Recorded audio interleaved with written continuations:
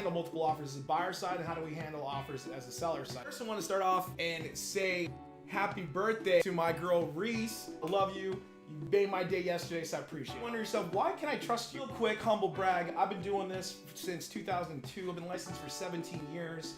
Prior to that, I worked at a servicing company. I started out slicing the mail, worked my way up, did foreclosures, short sales, loss mitigation, internal audits, last but not least, REO sales. I have a lot of experience. I do take this business seriously. This is the biggest investment of your life.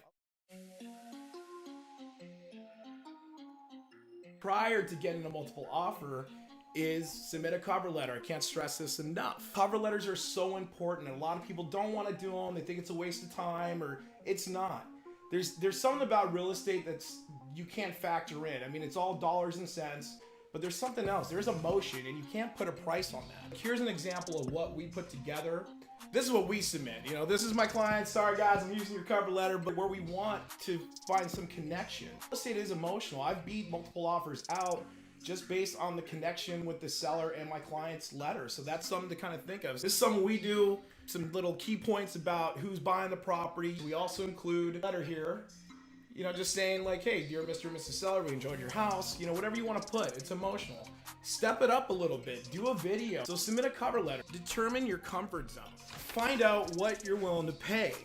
I've run into scenarios to where it's a multiple offer scenario. At the end of the day, guys, how bad do you want that house? Does that house get that feeling when you walked in? And this is what I tell a lot of my clients, and here's a suggestion, here's a tip. How much are you willing to pay and you're willing to walk away from? So meaning if you doesn't go your way, you get beat out in the multiple offers, but you gave it your all. I've run into some instances to where I would have paid an extra $5,000. Well, then do it. I'm not making your mortgage payment. So the important thing to do is find your comfort zone and your max for that property.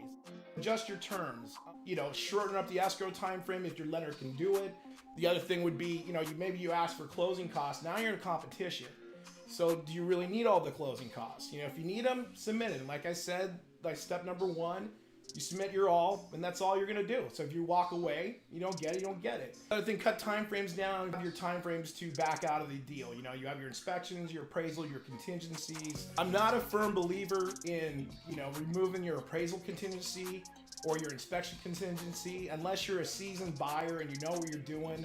If you're a first-time home buyer, that's a little aggressive. Again, adjust your terms when you're making an offer if you're in competition. So how to handle it as a seller. When you're selling a house, you have your own reasons and your goals. You put your house in the market, you price it right, boom, you get 5 or 6 offers on the property, maybe 10. I've dealt with 20, 30, 40 offers on a property. It's overwhelming and it's a lot to take in. Know your reasons and know your goals. It's human nature to want top dollar. Look at all offers with an open mind. And what I mean by that is sometimes the highest offer is not the best offer. You might have an all cash client, but you might have a VA buyer with no money down that wants that house. So sometimes even an all cash deal is nice. And again, it's part of your reasons and your goal. It may not be the best offer. You may be willing to wait an extra 15, 20 days for an extra 30 to 50 to 100,000, depending on, you know, where we go with this offer. Know your terms.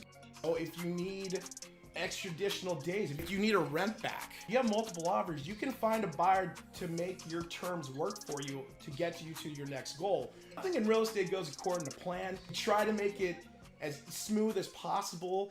But, you know, things happen. Contractors, movers, everything, lenders. There's a lot of parties involved behind the scenes. So if you're able to get these pool of buyers, find the ones that makes your terms. I hope you guys enjoyed this. Let me know if you have any experiences with this. Share them. I appreciate all your love and support.